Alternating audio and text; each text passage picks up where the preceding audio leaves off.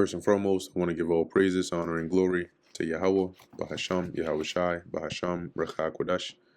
Double honors to the elders and the apostles of Great Millstone, and peace and blessings to the elect. And today we're going to go into the book of Psalms, the 89th chapter. Maskil of Ethan, the Ezrahite, which should be, I think it says like a Psalm of Ethan. NLT says a Psalm of Ethan the Ezrahite. I will sing of the mercies of the Lord Yahweh forever. With my mouth I will make known thy faithfulness to all generations. For I have said, mercy shall be built up forever. Thy faithfulness shalt thou establish in the very heavens. Okay, which ultimately, as we go into the psalm, you'll see here, I believe this is the one. It might be this one that goes into, the seeking the mercy of the Lord, but also in times of affliction, trusting in the Lord. But let's see, if it's not this, it might be a different psalm. Anyway, so it says here, I will sing of the mercies of the Lord forever. We read that. Jump into verse 2. For I have said, mercy shall be built up forever. Thy faithfulness shalt thou establish in the very heavens. I have made a covenant with my chosen. I have sworn unto David my servant. Thy seed will I establish forever, and build up thy throne to all generations. Selah. That's why you see here it says the Lord's covenant with David, right? And that was to basically establish David's throne, right? Eternal. And that's why Yahushua would come from the line of David, because he would be the ultimate king to sit on David's throne. Of course, you still have David, but Yahushua is the one above the rest of us. Okay. So it says here, thy seed will I establish forever, and build up thy throne to all generations. Selah. And all the heavens shall praise thy wonders, O Yahweh. And that goes to show you, right? If anybody tries to say the Israelites are done away with, well, wait, the Lord said the seed of David will be established forever. So even till this day, the seed of David is alive. And the Lord is rebuilding the tabernacles of David, right? The house of David. And the heavens shall praise thy wonders, O Yahweh, thy faithfulness also in the congregation of the saints. For who in the heaven can be compared unto the Lord? Who among the sons of the mighty can be likened unto the Lord? None. Right? The Lord he is one. That's why he is. God is greatly to be feared and in the assembly of the saints, and to be had in reverence of all them that are about him. O Yahweh, God of hosts, who is a strong Lord like unto thee, or to thy faithfulness round about thee? There is none more faithful than the Lord, and there is none stronger than the Lord. Thou rulest the raging of the sea. When the waves thereof arise, thou stillest them. Thou hast broken Rahab in pieces, which when you go into that word Rahab, it's not talking about the harlot, right, in the time of Joshua, but you'll see it says an emblematic name for Egypt, right, an emblematic name for Egypt. So here it's referring to Egypt. But as it says, thou hast broken Rahab in pieces, as one that is slain, thou hast scattered thine enemies with thy strong arm. And that's what happened, right? The Lord destroyed Egypt on behalf of, through his plagues on behalf of Israel, as one that is slain. And the Lord scattered thine enemies, which are also the enemies of Israel, with a mighty arm. Now, and he's going to do it again this time, except in this time, which not really except, because back then he did it with the same arm, which is Yahushua. But this time he's going to be visual. His arm is going to be revealed by which he is scattering the enemies. The heavens are thine, and the earth also is thine. As for the world and the fullness thereof, thou hast founded them. Yeah, because the Lord he's the owner and creator of all. The north and the south, thou created them. Tabor, and that's the north wind and the south wind. Tabor and Hermon, these are mountains, shall rejoice in thy name. Thou hast a mighty arm, strong is thy hand, the high is thy right hand. And who is the right hand of the Lord? Yahushua. Okay, so it's magnifying the power of the Lord, but also the power of his arm, which is Yahushai, symbolic of Yahushai. It says, powerful is your arm, strong is your hand. Your right hand is lifted high in glorious strength. Justice and judgment are the habitation of thy throne. So the Lord dwells, right, in justice and judgment. And that's why he loves judgment. Mercy and truth shall go before thy face. And where do we get, if you were to follow mercy and truth back home, where would they go? Back to the Lord. Blessed is the people that know the joyful sound. They shall walk, O Yahweh, in the light of thy countenance. and that's who, what people is that? Israel. But who in Israel, right? Who does it start with in terms of walking in the light of your countenance? The elect. Right? NLT, happy are those who hear the joyful call to worship, for they will walk in the light of your presence, Lord. In thy name shall they rejoice all the day, and in thy righteousness shall they be exalted. For thou art the glory of their strength, and in thy favor our horn shall be exalted. And what is our horn? Our power. So the Lord is going to exalt us, in his favor. Because as it says, he is the glory of our strength. Our power comes from the Lord, and we glory in that.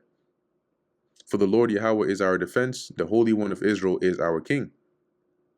Then thou spakest in vision to thy Holy One, and said, I have laid help upon one that is mighty.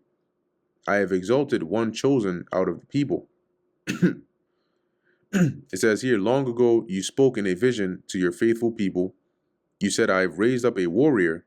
I have selected him from the common people to be king. I have found David, my servant. With my holy oil have I anointed him. And with whom my hand shall be established, my arm also shall strengthen him. And yes, in context here, it is speaking about David. But spiritually as well, some of these verses you can see how they apply to Yahushua, right? Like what Moses said, concerning the Lord shall raise up, a prophet among you, like unto yourself. Him shall ye hear. Right, verse 22, it says, the enemy shall not exact upon him, nor the son of wickedness afflict him. Let's read that in the NLT. It says, the enemy will not defeat him, nor will the wicked overpower him, because the Lord has set him up. And I will beat down his foes before his face, and plague them that hate him. But my faithfulness and my mercy shall be with him, and in my name shall his horn be exalted. See, so in the name of the Lord, which David was always about the Lord. Okay, so he was exalted, his power was established, his throne and his dynasty in the name of the Lord. I will set his hand also in the sea, and his right hand in the rivers, which is dealing with his dominion, right, being expanded across the seas. He shall cry, and actually, let's read this in the NLT as well. It says, I will extend his rule over the sea, his dominion over the rivers. He shall cry unto me, thou art my Father, my God, the rock of my salvation. Also, and that's basically, depending on the Lord, right, as our Father, as the rock of our salvation, right, the comfort, because a rock is like stable, like a mountain. You can think of is likened unto a big rock. Okay, upon whom is our salvation. Also, I will make him my firstborn. You see that? And that's the symbolic part about Yahushai, because Yahushai is the first begotten, the only begotten of the Father, the first among many brethren, higher than the kings of the earth. So yes, the Lord did establish and make this covenant with David, but in the spirit, the one here who's really the firstborn of the Lord is Yahushai. Right, and that's why he's known as King of Kings. So he's the highest of the kings of the earth. My mercy will I keep for him forever, and my covenant will stand fast with him. So here, going into this covenant the Lord is making to establish, the throne of David, as he says, I'm going to keep it. I'm going to stand. It's going to stand firmly. His seed also will I make to endure forever, and his throne as the days of heaven. Right, once again, that's the eternal throne. So guess what? The throne of David is going to go far even into the kingdom. That's where Yahushua is going to sit. If his children forsake my law and walk not in my judgments, if they break my statutes and keep not my commandments, then will I visit their transgression with a rod, which represents correction or punishment, and their iniquity with stripes. So the Lord will bring judgment upon them. And he did, right? He did. Nevertheless, my loving kindness will not utterly take from him, nor suffer my faithfulness to fail. See, so the Lord didn't cut off, even no matter what, because you did have some wicked individuals in the line of David, but the Lord maintained them still. Going back to the promise that he made, that's why when he rent the kingdom from Solomon, he didn't rent it completely, but saved one portion for David's sake. My covenant will I not break, nor alter the thing that is gone out of my lips.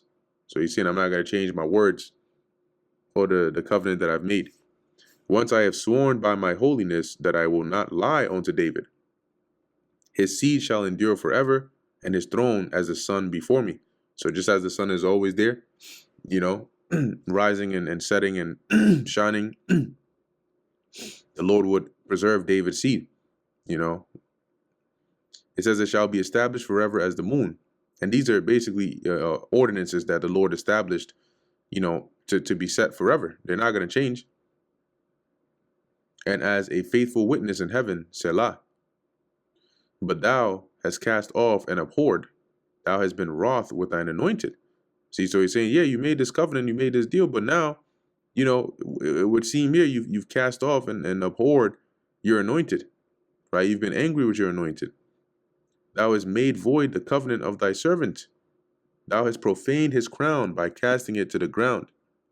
And this is verse 39. So I'm going to hit this here and pull this up here, the NLT, and then let's move this here. So that was verse 39. Right, so it says here, you have renounced your covenant with him. You have thrown his crown in the dust. And this is basically, at the time when the Lord was bringing judgment, or in the form of correction. And it felt like this. Okay. Verse 40, it says, thou hast broken down all his hedges. Thou hast brought his strongholds to ruin. NLT, you have broken down the walls protecting him and ruined every fort defending him. All that pass by the way spoil him. He is a reproach to his neighbors. It says everyone who comes along has robbed him, and he has become a joke to his neighbors. Thou hast set up the right hand of his adversaries, meaning the Lord has strengthened the power of his adversaries. Thou hast made all his enemies to rejoice. Right, dealing with David. And that's the whole point of the psalm, saying like, the Lord confirmed his covenant with him to establish his throne. And yet, here it seems as though the Lord, in the time of judgment, the Lord just forgot about him. Verse 43, thou hast also turned the edge of the sword, or the edge of his sword, and has not made him to stand in the battle. Right? That is, as it says in the NLT, you have made his sword useless and refused to help him in battle. Thou hast made his glory to cease and hast cast his throne down to the ground. And there were times when you read in David's life that it would look like this, right? It seems as though like the Lord wasn't with him. But remember, the Lord is faithful above all.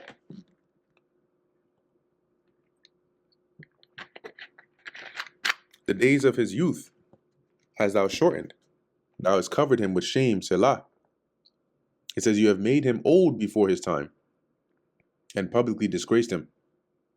How long, Lord Yahweh, wilt thou hide thyself forever? Shall thy wrath burn like fire? And, we also feel like that. Sometimes you feel like, how long, Lord? Like, and we know that the Lord loves us, right? But we also know that we're under punishment, right? We're in this captivity. We're suffering at the hands of this devil, which is a result of our actions. But it feels like that, right? Like, Lord, how long? Are you just going to continue to burn in wrath against us? Remember how short my time is.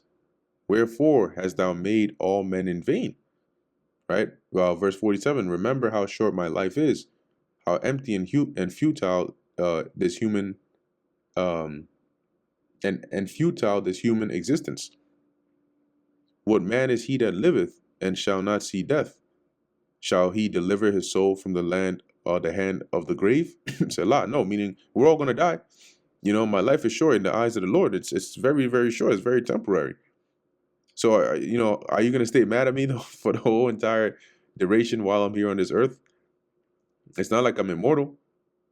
Verse 49, Lord, where are the former loving kindness, or where are thy former loving kindness, which thou swearest unto David in thy truth? Remember, Lord, the reproach of thy servants, how I do bear in my bosom the reproach of all the mighty people. Right? NLT verse 50, it says, consider, Lord, how your servants are disgraced. I carry in my heart the insults of so many people.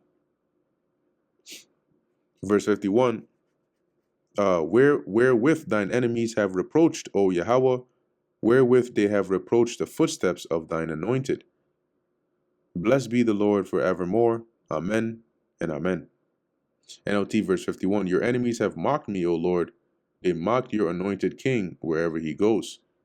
And they were the enemies of the Lord because, as David said in a different psalm, that he hates those that hates the Lord, right? His enemies are those that are enemies of the Lord.